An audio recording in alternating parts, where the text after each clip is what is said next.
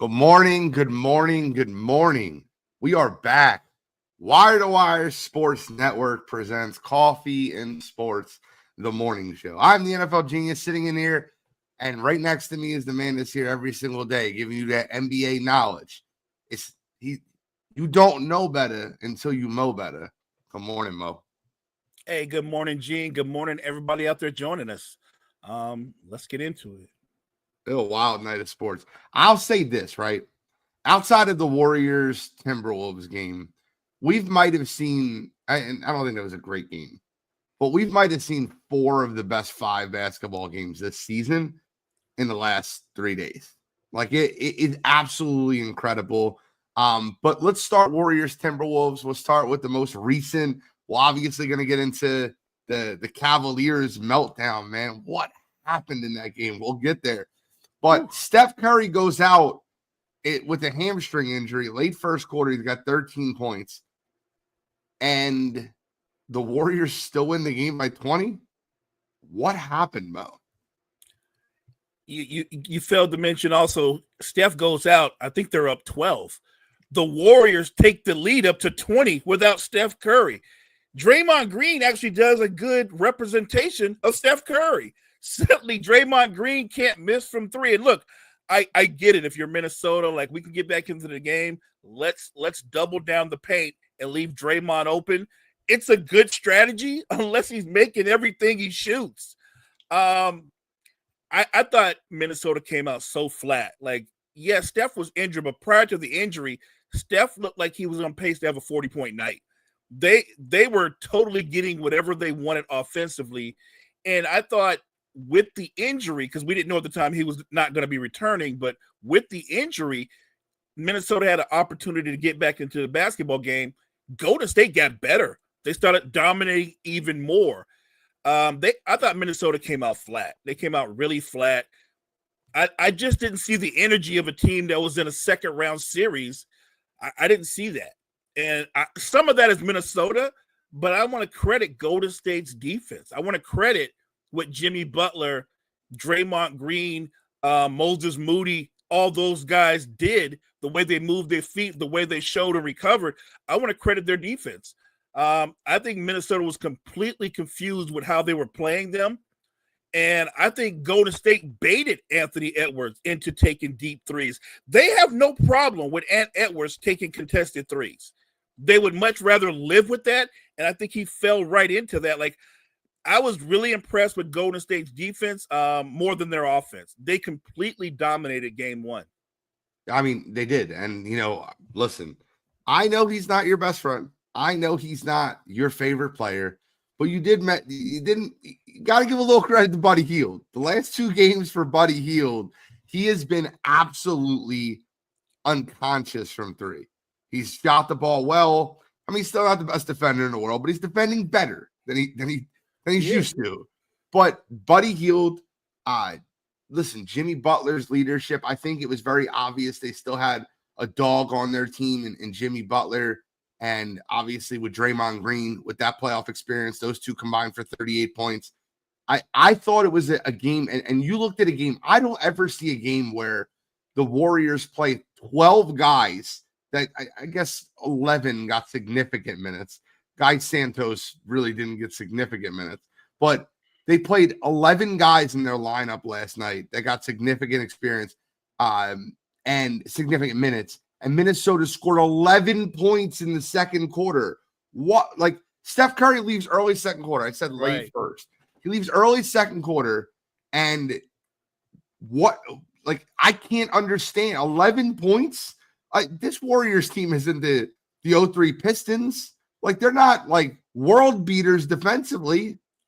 They're a good defense, but I don't think, that doesn't explain Minnesota. Like, I think Minnesota's offense enabled them to look good at some point. Like, if you're going to establish yourself as the best player in this series, you come out early doing that.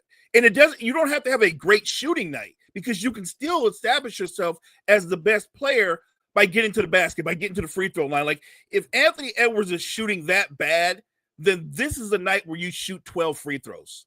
This is a night you get in the post and you play off the ball and you attack the rim. It's not like Golden State has shot blockers at the rim, because they don't. I did not understand. Look, I also blame their coach because he made no adjustments. They came out and played the same. Like, you can be flat and be terrible in the first half, but in the second half, you make adjustments and you come out and you play more desperate. They came out in the second half and they were just as flat. So I do think coaching plays a part in that. Clearly, Steve Kerr had his guys ready to go with and then without Steph Curry. He outcoached Minnesota. It was disappointing because not because I thought Minnesota would make it a great series.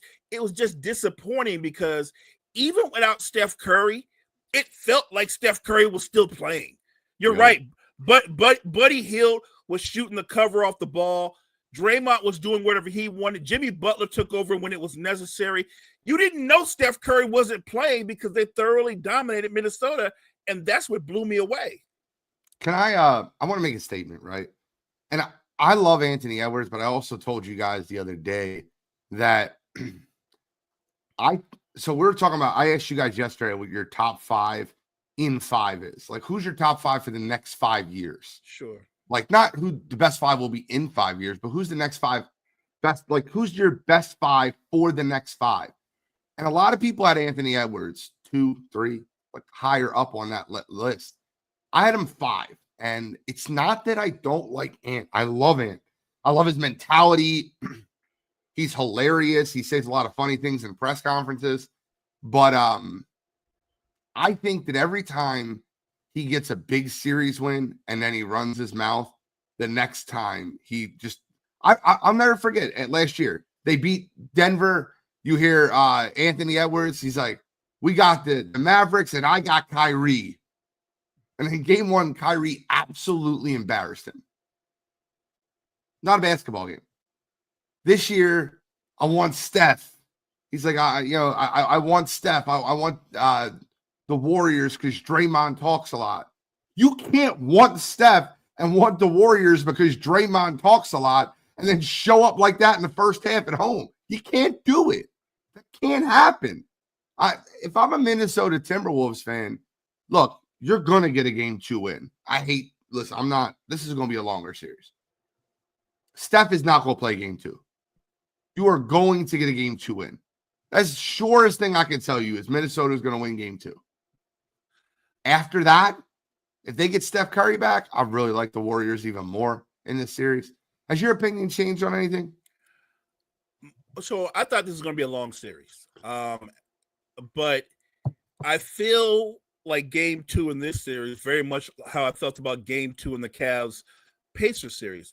This is must win for Minnesota or it's not a series. That's what I feel like. It's must. You can't let Golden State go back to Golden State 2-0, having rested Steph for game 2. And by the way, if the Warriors win game 2 and he's not 100%, they're going to rest him for game 3. Because they're thinking long term, right? If they can hold him out that much longer and bring him back for game 4 when he's fully healthy, then they'll do that because they're thinking beyond this series. Minnesota has to win game 2 to make it a series. I wholly think that Minnesota's in real trouble. It's funny how these playoffs can turn on one game, but I'm just judging by what I see. And to go back to what you said about Ant, I'm a huge Ant fan too. And I do think he'll be one of the top 5 in the next 5. But I'm kind of on the fence that we talk about faces of the league. I don't think there's going to be one face in the next 3 or 4 years. I think there'll be a few, and then eventually one guy will come along and he will separate himself from the rest. I don't know if that's Anthony Edwards. I think he has the swag and the attitude. You're right. He has a great sense of humor. The media loves him. But the more I watch him, the more I listen to him talk, in a lot of ways, he reminds me of a perimeter version of Joel Embiid. Minus the injuries, there's something there where you know the talent is elite, that the person is special, but they talk a lot, and they don't necessarily always back up the talk. So I think Ant has swag. We don't deny his talent. I don't think he's I don't think he's a killer. I think he's talented. The killer mentality is something it's either there, you could develop it. He certainly doesn't have it right now. He's their best player, but he's not a leader. I do want to get to this comment real quick. He's a good thing.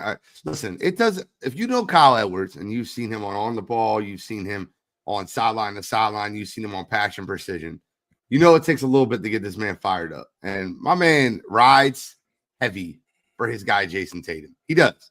And I get it. He's a Celtics fan. I understand that. He said, good thing he has that aura to fall back on. He mentioned in our chat, and I kind of want to bring this up.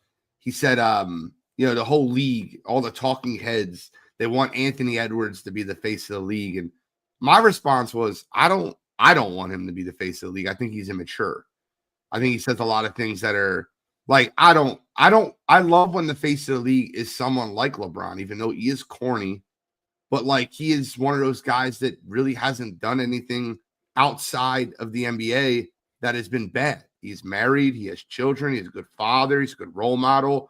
Like, I love that would be that ideally would be the face of the league. Now, we're always going to chomp down what the face of the league is. I don't think people are old enough to remember how many people chopped down Michael Jordan in the 90s. He was always chopped down. The aura of Michael Jordan came when he won 6 straight championships in seasons in which he's played the entire season. I have to say that because the one season he came back, they didn't win. He didn't play the whole year. But that's where that aura came from. It came from winning championships. He brings up, Kyle brought up in our chat, he said LeBron was corny. Like, people don't like Tatum because he's corny. I don't like Tatum because he's absolutely feels like he's not authentic. I think people draw to Ant because Anthony Edwards is authentic. And that's not necessarily always a good thing. If you're authentically an idiot, then I don't necessarily would be drawn to that either. Right. But people are drawn to authenticity. And I use the Jey Uso example because, and I get it, the WWE is about personality. But like, I kind of want to have that conversation of like, well, who do you think is best suited to be the face of the league? I know you just said a minute ago, you think there will be multiple faces of the league. But I'm asking you right now, man, you know the landscape of the NBA. 3 years from now, LeBron and Steph are gone. Mm-hmm. They're done. They're not going to be playing 3 more years. So who would be your guy that you would put the push behind? If you were the NBA and this is our guy, this is the guy, or 2 guys, I don't care. But who would be those guys that you would put behind the face of the league? It would be Wemby, and assuming he's who we think he is, and we could be wrong, it would be Wemby and Cooper Flag. Because I think they're both all about basketball. I think that's another thing that goes to being the face of the league, that they eat, drink, they're about basketball. And I think Wemby, even though he's young, he does have a maturity about him. He's kind of stoic, very similar to Tim Duncan. I think it would be guys like that. Now granted, Luka's still going to be there. Joker and Giannis will be on the very edges of their prime. They're going to be there, but if you're talking about right now, I'm projecting 2 young guys to stand out, I think it'd be those 2 young guys. Bro, hop on. Listen, I'll send you the link. Come on. And FYI, I love what you said about authenticity, because there's good and bad authenticity. Michael Beasley, who's no longer in the NBA, has always been his authentic self. But I don't like that. I don't like Michael Beasley because of that, his version of authenticity. And by the way, when we say Jason Tatum isn't authentic, I don't think LeBron's authentic. I've always said that. I think he's pre-rehearsed most of everything he's ever done or said. Everything he's ever done or said, he's practiced it. All the way up to even when he confronted Stephen A. Smith.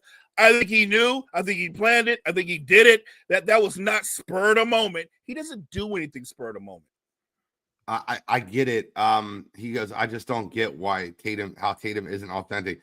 He hasn't switched up who he is at all. Kyle, I explained this to you yesterday, and I'll say it to you again. Last year's NBA Finals, like, for him to just go through all the famous quotes of like all the people and try to make them into his own, like trying to have his own moment, it just didn't sit well with me. And with a lot of NBA fans, and I'll ask Mo, can I ask you a question real quick? What is it about Tatum that like the NBA fans or people just don't really like him? Because that's true. Like, there's a lot of NBA fans that won't put him in that conversation because I think it's because he's corny. But like, LeBron's corny, and I get it. That's a good reply, but I also don't think he's the most authentic human being in the world. But Kyle sees it differently. So I'd like to open that discussion up to you. What is it about him that rubs people the wrong way? So I'm going to kind of split the baby. I think that what people don't like about him is, some of it is he's corny, but then I'm going to use a wrestling adjective. I'm going to say he's not good on the mic. He's not good on the mic at all. Some people are naturally good on the mic, naturally can conversate and say just stuff right off the top of the dome. Or you can use a hip hop reference. He's not good off the top of the dome. He can't spit. He can't. And so he ends up saying things that are like almost like corporate, right? Like it's the same old lines that you've heard 1,000 times. Like both teams played hard. We got to take it a game at a time. Like he does sound that way. I by the way, I'm a huge Jason Tatum fan. I think another reason why fans universally having gravitated towards him is, and it's funny because it's why they love Steph. As great as Steph is, Steph has a vulnerability about him. Like we've seen him be lethal and dominant, but we've seen him be vulnerable when he didn't play that well, and they still gravitated towards him. Jason Tatum can look like the best player on the floor in any game, and then there's games where you look at him and go, I don't know if he's the best player in his own team. I've seen those kind of things, and I think that's why people don't naturally gravitate towards him. Now, myself, I think he's a great basketball player. I do. He might do one really annoying thing, and that's selling for these step back, the contested jump shots. But I think he's a terrific basketball player. I just think he's bad on the mic. I'll say something that I'll probably get a lot of shit for, and Kyle, put your earmuffs on. He's a lot more like Chauncey Billups on the Pistons than he is LeBron James on the Cavaliers. Sorry. That's just the way I feel. That's ouch. Hey, listen, I'm just telling you the way I feel. I think he's the best player on a really good team. I think if you put Jason Tatum on the Charlotte Hornets, they'd barely be a playoff team. Sorry. I'm just telling you the way I see it. I think he's the best player on a really good basketball team, and people in Boston are forcing him to the forefront. And like, I don't mean he's not more talented than Chauncey Billups. But when I look at that Pistons team, Chauncey Billups was the best player on a really good team. No one went around the league like he's the best player. Jason Tatum, like, people have him ranked top 5. I have him nowhere near the top 5. I don't. I have nowhere near the top 5. I think he's significantly overrated. But that's just my opinion. Wow, that's harsh stuff. Look, I think he's a top 6 or 7 player. I really do. Okay, so for one playoff series, you taking him or Joker? Oh, well, no, I'm taking Joker over everybody for one playoff series. Okay, him or Giannis, him or SGA, him or Ant. Stop me when I get when well, I get. You know what? I'll take him over SGA. What has SGA proven? I'm the guy that said they're not going to the finals, and I still think him or LeBron for one series, him or Luka for one series. I'm talking about right now. Well, the current version of LeBron, I take Tatum. I would. I'll take all those guys over. The current version, I would take him over Luka. He's a better basketball player than Luka. Luka's a better offensive player, but he's not a better basketball player. You can even say Luka's got more dog in him, but it wouldn't change the fact that Tatum's a better basketball player. I got news for you. I'd take KD over him for one series too. I would not take 36-year-old Kevin Durant over him because I saw Jason Tatum lock down 35-year-old Kevin Durant. So I'm not taking him over him. And I take Steph. So there you go. There's my 9 guys that I gave you. Steph, I could go with. I mean, but there's a few of those dudes I wouldn't take him over him. And by the way, Jimmy Butler with a worse basketball team beat him 2 out of 3 playoff series. So sure, that's a fair statement, but the another fair statement is Jimmy Butler with the worst basketball team beat Giannis twice in the playoffs. So whatever you think of Tatum, think of it of Giannis because he's lost to Jimmy Butler twice in the playoffs too. I'm not crazy. We can put a poll up for every one of those players. I think Mo is being very, very generous to Jason Tatum, and I get it. Generous? Yes, 100%.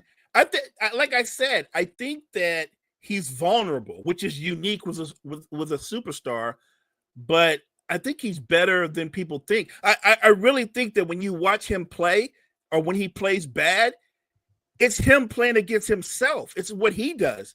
Like when they lost game 1 the other day, it had nothing to do with the Knicks defense. It was him. It Let was me ask you a all question him. real quick. Was he a leader on that court in game 1? Absolutely not. 15 to 60 from 3. All right. I mean, but Joe Mazzulla wasn't a great coach in game 1 either. You're absolutely right. I just think the Celtics, and see, the thing is this, right? Kyle can hear one comment, but not hear the other. I think the Celtics have the best roster in basketball. I think they're the best overall team in basketball. I think they have assembled a great roster. He'll hear that comment. He'll agree with that comment. Well, if that comment's true, then how do they lose game 1 at home to the Knicks? With Jason Tatum being a top 5 NBA player. No way. No way. No way. All right. That's an interesting way to put it, and I understand that, but the Cavaliers had the best record in the East all year long, and they lost game 1 too to a team that they had been basically spanking all year long, and they lost. So I get that, but we've seen some crazy stuff. We just saw OKC, who had dominated the regular season. What did they do? They went out and lost game 1 to a Denver team that only goes 6 deep. All right, so Kyle said Luka couldn't guard me asleep, but he's better than a two-way player in Tatum. Here, I'm gonna make a statement for you. Luka shoots better. Luka passes better. Luka rebounds better. Luka's a better offensive player than Jason Tatum. Jason Tatum absolutely is a better defensive player, but if you're comparing Bruce Bowen to James Harden, I don't know. Is he a better shooter? 100% Luka's a better shooter than Jason Tatum. The numbers don't say that. Luka's never been a great three-point shooter. He's streaky at best. I would actually say if you put their numbers up, they're very close. And it's probably like just going off of this season, I don't know their exact numbers, but I guarantee you Tatum's shooting splits are probably right there with Luka's. All righty. Well, we got to move forward. I've made this about a me and Kyle debate, which I would love to get him on and have him hop on and have He's this welcome debate. to come on. But we got to move on. We had another game happen last night, and epic collapse is an understatement because the Cavaliers were up 17 points in the third quarter. And I texted Cottrell and I said, Cottrell, are your cheeks clamping? Are they tight? Are you feeling tight right now? And Cottrell said, no, I feel good. We're in the penalty. We're up 6. We got them where we want them. You know, just up 6, up 4, up 7, up 4, up 6, up 4. What the hell happened at the end of the game? Listen, I'll say this. The Cavaliers did an awful job of inbounding the basketball. Oh my God. They did a terrible job of managing their timeouts. And they did a terrible job of managing the last minute of the basketball game. Donovan Mitchell did everything he could do in that basketball game, and it still wasn't enough.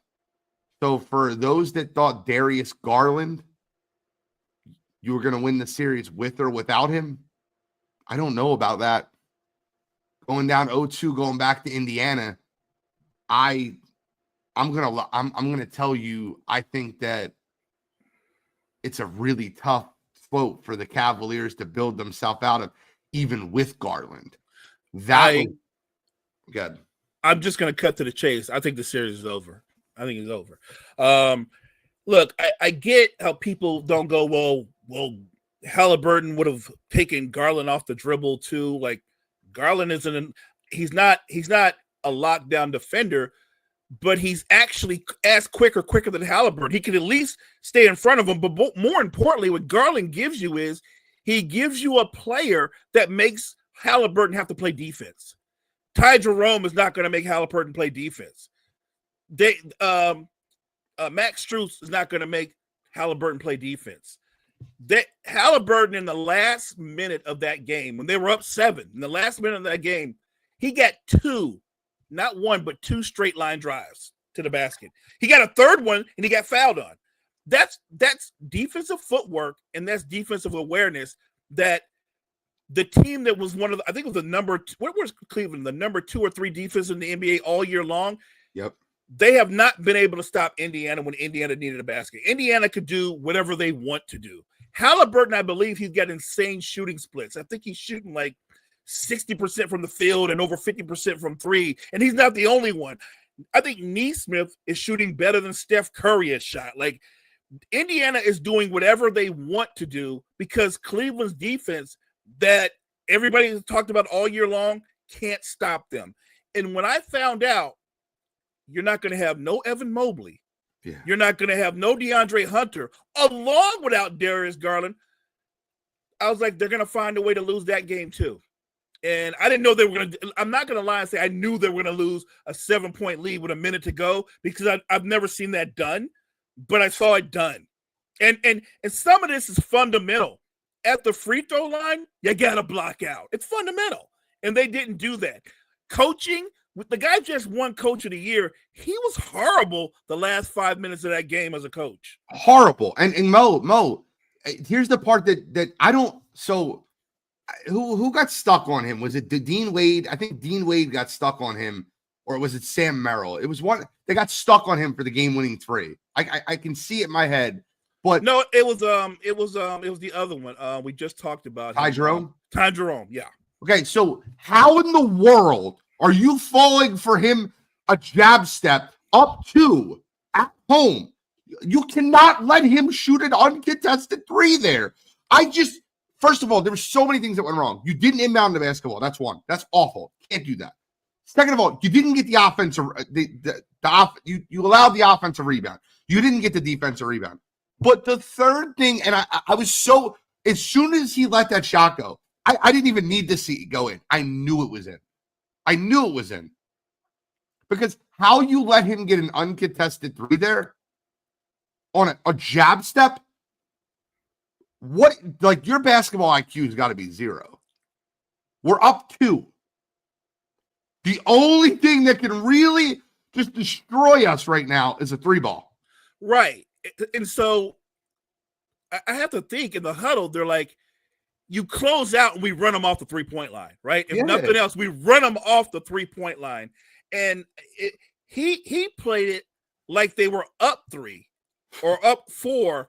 And again, he fell for a jab step when you would have been like, no, I'm closing out hard because I want to run you off the line. And it was just so many mental breakdowns. And like I said, Donovan Mitchell, I thought, was fantastic for 98% of the game. He had a couple of mess ups late too, but he did everything he could physically do to bring that game home. And they were just worn down. And so my question going forward is, if you're still not going to have Garland, what's going to go? And by the way, you can't be great defensively if your DPOY is not playing. He's not even playing. He's gone. And then your 6th man, who's also a wing defender on the other end, he's not there. So the defense was already hampered. And I think Indiana has something they can go to every time they want. As much as I like Jared Allen, they can bring him over in any action and pretty much get whatever shot they want because he can't really play in space. Bro, how about Miles Turner last night? Can we talk about him? He was such an impactful player for Indiana. Such an impactful player. He was terrific. Look, what he gives you with his floor spacing, the rebounding, the shot blocking. And the crazy thing is Miles Turner is going to be an out-and-out free agent this year. So somebody's going to make him a wealthy man. I'll say this. I think the series, so you think the series is over? I do. I think if DeAndre Hunter, Evan Mobley, and Darius Garland can come back in the series, I think the Cavs are that much better of a team that they can come back and win this series with those 3 guys there. I don't know if they're going to be able to come back. A rolled ankle is just something that I don't know if Mobley can come back from. He's already a frail sized person. Right. I don't know how DeAndre Hunter's thumb's going to respond. Like an absolute jammed thumb like that, they're awful for basketball players. So if they come back, if they figure out a way to win game 3, I am not putting the nail in the coffin for the best team in the East all year.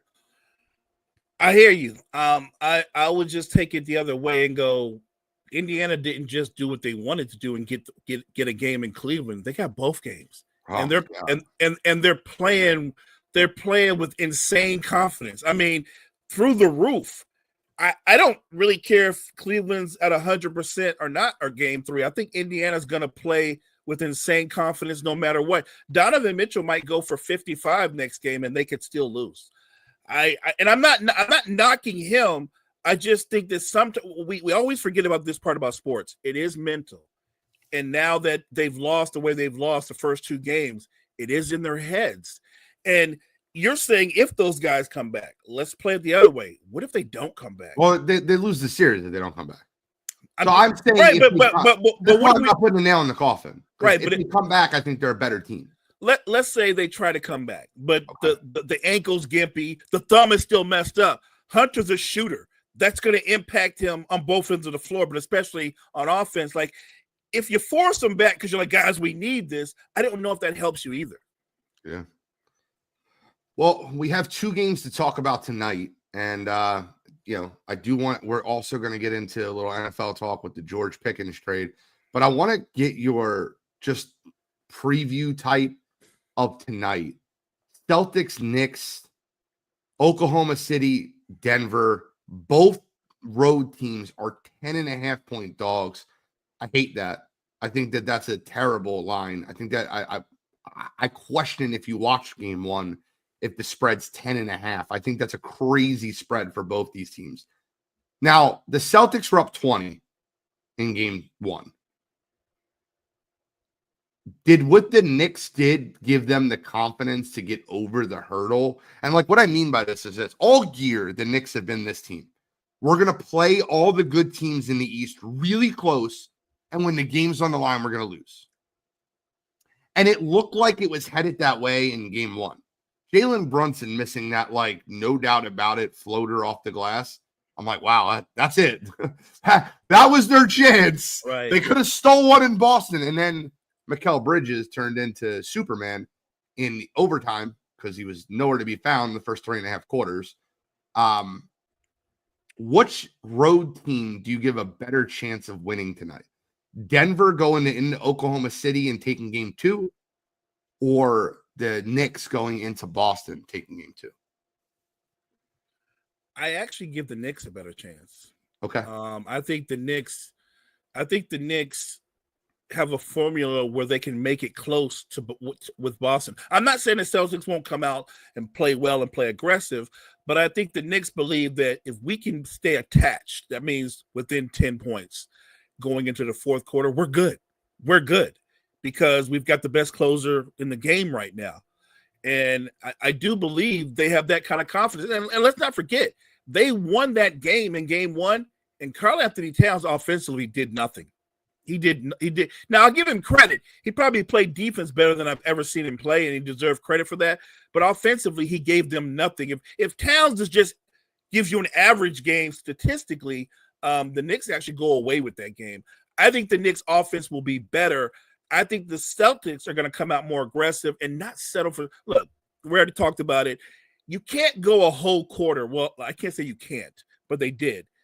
They played the whole third quarter, and they took 19 shots, and 19 of the 20 shots were three-point shots. You probably won't see that again, ever. I have to think Joe Mazzulla, he's like, yeah, take a 3 if it's a good 3, but you got to be more aggressive. You've got 2 guys in Tatum and Brown that can get downhill and get to the basket. Actually, you've got a third. Derek White can get to the basket. Drew Holiday can get to the basket. I don't think your offense is a one-faceted like offense. I just thought the Celtics did a lot to play into the Knicks' hands, but I also think that's the Knicks' strategy. I think they want the Celtics to go bombs away because I think that they believe they can stay attached to them. So given the choice between the 2 road teams, I give the Knicks a better chance to win. I'm not saying they're going to win, but I give them a better chance to win. I don't think Oklahoma City is going to come out as flat. Well, they didn't come out flat. Let's just say they finished flat. It's one of the reasons why I don't pick them to come out of the West. It isn't about talent with Oklahoma City. I want everybody to know that it's not about talent, but there is something, and I can't quite put my finger on it, that I look at them and go, they're really good when they're up 10 or 15. They look like world beaters. But in tight games, I don't think they're that good. There's something missing there. I don't want to use the word leadership. There's something missing there. Like, again, J-Dub, Jay Williams, he was horrible in that game. Chet was okay until he choked those 2 free throws. Yeah. You know what I mean? SGA wasn't horrible, but he was a volume scorer. I think he took like 27 shots. I think they come out and they feel pressure. Like, they have to win that game. You can't let Denver go back to Denver down 2-0. I'll tell you, I did say something before game 1 is you got to watch out for Alex Caruso, because Alex Caruso gave some great minutes to Oklahoma City. Last game, he was their second leading scorer. He was 5 of 9 from 3. He was all over the place defensively. Outside of Shea, I think Alex Caruso was their best player on the court. I think that both home teams win tonight, but 10.5 is a lot. It's a lot to lay in either one of those games. I think they have to change up a few things in Oklahoma City. Alex Caruso is terrific, and he's versatile. You can't put him on the Joker on the elbow. That's just dumb. And it's just look, Kawhi Leonard can't guard the Joker on the elbow. What are you doing? He had 5 steals in that game, bro. Yeah, he's sensational, and I get the strategy, right? The strategy was, well, we're good with Joker scoring as long as nobody else does anything. That works if you continue to score, but they stopped scoring, and that's how Denver was able to walk them down. Yeah, and I think that Chet as a whole, you know, he had 4 blocks in the game, but the turnovers and the fouls that he had in that game, it just, I'll tell you right now, you said Chet was fine. I think I'll give you a little pushback. I think Chet was one of the worst players on the court. He looked like a deer in the headlights for that whole second half. And like that comeback, I don't think it was just the missed free throws. I think Chet like choked. I think the moment was too big for him. Like that's what I looked at. That's what I seen watching that game. I think as a team, they get tight. Right. And maybe it's as simple as that, why I don't fully embrace Oklahoma City as the world beater to come out of the Western Conference. I saw them do this last year against Dallas. Dallas got a little bit more physical. Dallas was willing to go for the 50-50 balls, and I just saw Oklahoma City get tight. I thought they get tight again. Look, SGA could very well end up being the MVP. It doesn't really change the fact that Joker's the best player in basketball, right? Like, he is still the best player in basketball. Yeah, but with 4 minutes left in that game, SGA hits that step back 3. They go up 11. All right, Oklahoma City wins game 1. And as soon as that happened, it just felt like the wind was just knocked out of the sails for, and I didn't get it. I didn't understand it fully, but I don't know. I think that 3 put them at 113. So for the last 4.5 minutes of the game, they scored 6 points. That can't happen. Not especially at home, right? I think that was my complaint in Boston. Like, you're at home. Both teams are in the penalty. You don't have to outscore the Knicks. You just have to score with them, because you can make they're breaking your lead down, and nobody on Boston attacks the basket. That was what drove me crazy. Like, why are you shooting threes like you're down 3? Why are you not attacking the basket? When both teams are clearly in the penalty. Look. The great thing about the NBA is we have seen the types of games we've had. Like, the only guy who's had a better week in the NBA than Halliburton has been Aaron Gordon, right? Aaron Gordon has been sensational in the postseason. He's got basically 2 game winners too. And that's what I love about the postseason. We know who we think's going to win. It doesn't always go that way. I know, I'm sure Cottrell with his whole heart is like, Mo's crazy. The Cavaliers are going to come back and win 4 straight. They could. And I'm not even a huge Pacer fan, but nothing I've seen in the first 2 games tells me that can remotely happen. I'm telling you how it can remotely happen. The Cavs need to get their guys back. The Cavs are a better team. Fully healthy, the Cavs are a better team than Indiana. The problem is they are. They are what? I'm with you when they're fully healthy. Although everybody blew it off when they're like, well, they can still win the series without Garland. No, they can't. They don't have that margin for error like that. No, they can't. I think if they have Mobley and Hunter in that game, they still win game 2, and we're looking at a 1-1 series. But if Garland, Mobley, and Hunter play, I think the Cavs are clearly the better team. I don't know if Indiana wins another game if all those guys are on the court healthy. But that's the point. Well, that's not where we're at. Those guys are all unhealthy. Those guys are in a situation where they're not 100%. So, look, I'll say this. The Cavs are in absolute deep trouble. And I still give them a 10 to 15% chance of coming back in the series. And I give them that chance because I think they're the better basketball team when they're healthy. I think they are, but they didn't play like it in game one minus Garland. Like they were a great defensive team, but you didn't see any signs of that great defensive team in game one. So I don't know what it is. Maybe it's that the Pacers are playing with this elite confidence, but I don't think they look at the Cavaliers and go, they are a little bit better than them. I think they look at them and go, we got them. We got them. I think the matchups favor Indiana because you just talked about how important Miles Turner is. Miles Turner opens up so much opportunities for the Pacers because he pulls the Cavaliers' bigs away from Jared Allen can't play in space. I love Jared Allen, but he cannot play in space. And they might have to go to a smaller lineup. But as long as Miles Turner is shooting the way he is, that's going to be a problem. Well, I actually think that. So listen, I know the Cavs haven't done this a lot this year, but I actually think they would be fine in playing a zone and leaving Jared Allen in the middle to protect the paint. I think that they could play a collapse zone where you have basically a 3-2 or a 1-3-1 with Miles Turner being your anchor at the bottom, but he cannot play. If you're going to play man and you're going to have him get pick and roll, they're going to get him on any situation they can get him on. Right, and even though he didn't shoot well last night, it's the threat of him. He makes you come out. That's what I'm trying to say. And look, you could play a zone, but right now, Aaron Nesmith, he's shooting better than anybody in the postseason. He ain't missing nothing. He ain't missing nothing. It's barely it's barely touching the net. That dude is shooting the cover off the ball. They have three guys right now that are shooting over 50% from three. They've got two guys shooting 60%. Like, they are shooting the cover off the ball. And if they're going to continue to shoot that way, never mind, I don't care who's on the Cavs. If they're going to shoot like this for the rest of the series, it won't matter. All righty. We gotta move forward. We do have some NFL to talk about. The George Pickens has been traded to the Dallas Cowboys. If this isn't listen, let me just tell you something right now. Physically, Madden-wise, this is a great trade for the Dallas Cowboys. You put another wide receiver next to CeeDee Lamb. You have Dak Prescott have another weapon, another option. You can't double off the CD as often because you have a guy like George Pickens. My God, if Dallas can tell you anymore, they do not care about culture. They do not care about leadership. They do not care about, this is not the guy to go to Dallas. Am I looking at this with green goggles, or is this a really good trade for the Dallas Cowboys? I don't see it. I think I'm with you.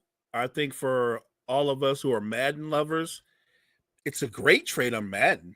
I mean, you're going to be able to do all kind of crazy things because Pickens can take the top off the defense. He can catch contested passes. CeeDee Lamb's already a monster by himself. But again, like you said, what comes with that talent is that personality, that lack of maturity. And you're bringing it into your locker room. And by the way, let's be honest, Dallas doesn't have the strongest groups of leaders in that locker room. They've got big personalities, but they don't have the strongest, starting with your quarterback, not the greatest leader.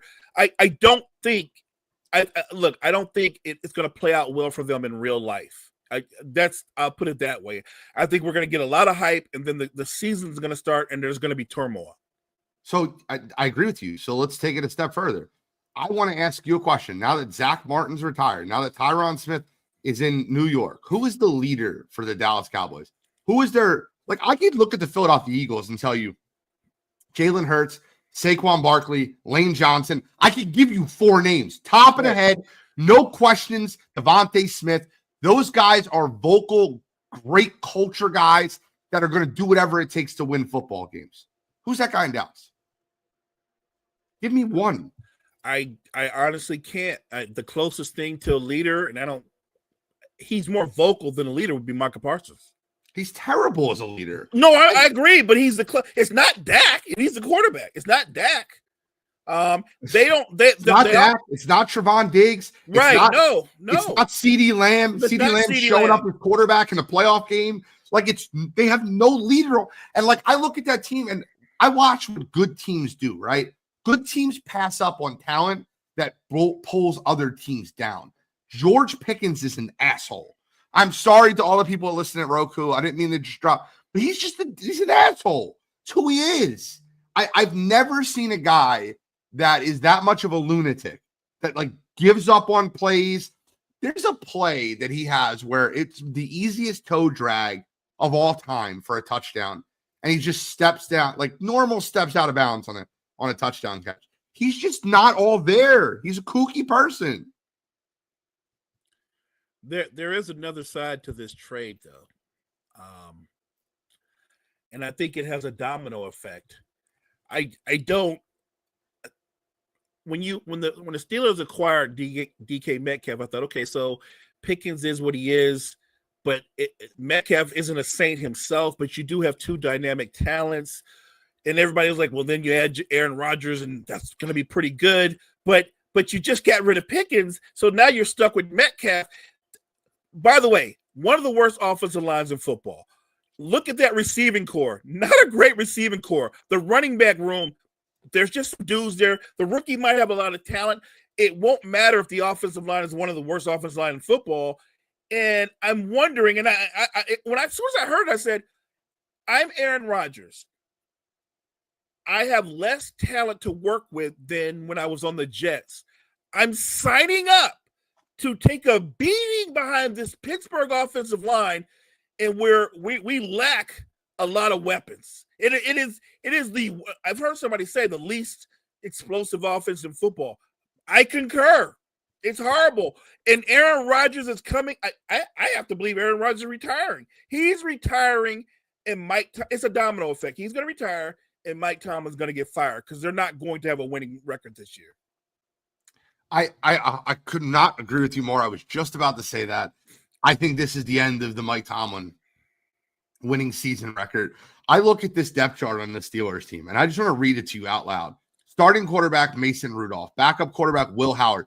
I've seen Steelers TikToks, like videos that are like doing that whole, like, you ever see the skit where they do turn around and the kids singing, and then it's got the one kid at the end. It's like, and they have all the bad quarterbacks, and then they have Will Howard as the savior for the Pittsburgh Steelers. Are you guys out of your freaking mind? They're comparing, oh my God, they're comparing Will Howard to Josh Allen. What are we doing? All right, so you got Mason Rudolph, Will Howard. Your running back room, Jaylen Warren, Kenny Gainwell. Your receivers, DK Metcalf, Calvin Austin, and Bobby Trees, Robert Woods. Their offensive line, there's two guys that are questionable already. Didn't play a game yet. I'm kidding. But there's two guys listed with questionable. Mason McCormick, Troy Fontu, Zach Frazier, Isaac Seumalo. I didn't know Isaac Seumalo was still in the NFL. And everybody's going to say, like Cottrell just said, and with respect to Cottrell, yes, we've said this every year, but they've also had more talent in the past years. I'm a big Mike Tomlin fan. If he's able to win 9 games with the current roster, he should be coach of the year. Nope. Cottrell will call him Doc Rivers again. Really? Cottrell, I don't know why. I don't know what Chris Paul and Mike Tomlin did something to him and his family. I don't know. There's something, but he calls Mike Tomlin Doc Rivers. That's cold. It's ridiculous. That's cold. That's cold. All I know is Doc has had stack squad after stack squad after stack squad. Mike Tomlin is a victim of winning with not a lot of talent. And I guess that is his downfall will be that he's won with not a lot of talent. Yeah. That is not remotely the same as Doc Rivers having stacked squads and coming up short. It's the NBA equivalent to a team that finishes at the 5th seed or the 6th seed that can't get high enough up in the draft to get a superstar player, and they keep making the playoffs because they play really hard during the regular season, and they're a well-coached basketball team. Right. Like, it's the NBA equivalent to that. That's exactly what it is. And since Ben Roethlisberger's prime ended, they have struggled to replace the quarterback. And I do put a little of that on Mike Tomlin. That's fair. But in the same respect, I look at that roster and position for position. I'm not kidding with you. I look at that roster offensively, and I think that all right, so like Mason Rudolph, 32 out of 32 quarterbacks. I think he's the worst starting quarterback in football right now. Jaylen Warren's got to be bottom 10. That wide receiving core's got to be bottom 10 in the NFL. That offensive line's got to be bottom 10 in the NFL. Like, they're bottom 10 everywhere on the offensive side of the football. Everywhere. Right. And they have a good defense, but it's not a dominant defense. And the fact that their offense is going to be so bad, it's going to challenge how good the defense is because they're going to be in the field so much. There's a reason why the Ravens ran the ball for over 250 yards down their throat 2 games in a row. The offense was really bad, but the defense is not a dominant defense. Oh, and I got news for Steelers fans. I promise you this. I don't bet anymore, but I'll take this bet from any single person that will take it. Darius Slay will not play 70% of snaps. 0 chance. I watched him play in Philadelphia. He left every game for a little while for the rest of the game. He walked off the field in every game. Can't tackle anymore. He's frail. And look, you can say what you want about what the Browns should or should have done in the draft. I'll take their quarterback room over the Steelers' quarterback room. Oh, my God, yeah. I would too, because at least in the Browns quarterback room, you have guys that you think can do it. Mason Rudolph, Will Howard. Are we out of our friggin' mind? It's the worst quarterback room in football. Yeah, it's a bad thing when you say your starting quarterback isn't even a game manager. No. Not even a game manager. Myles Garrett might hit him with his helmet again. All right, so Mo, last but not least, and I kind of want to end on this, and I think it's somewhat of a fun conversation, but when we look at after the NFL draft and we see everything that's happened, Tom Brady is come out and he's going to mentor Shedeur Sanders. So I think that's a little bit of a conflict of interest. Just giving you my personal opinion. And maybe I'm out of my mind. Maybe I'm just tripping. Isn't he partial owner of the Las Vegas Raiders? Right. So why would he want to help him? Let me take another step forward. Couldn't he have pushed the front office to draft him? Right.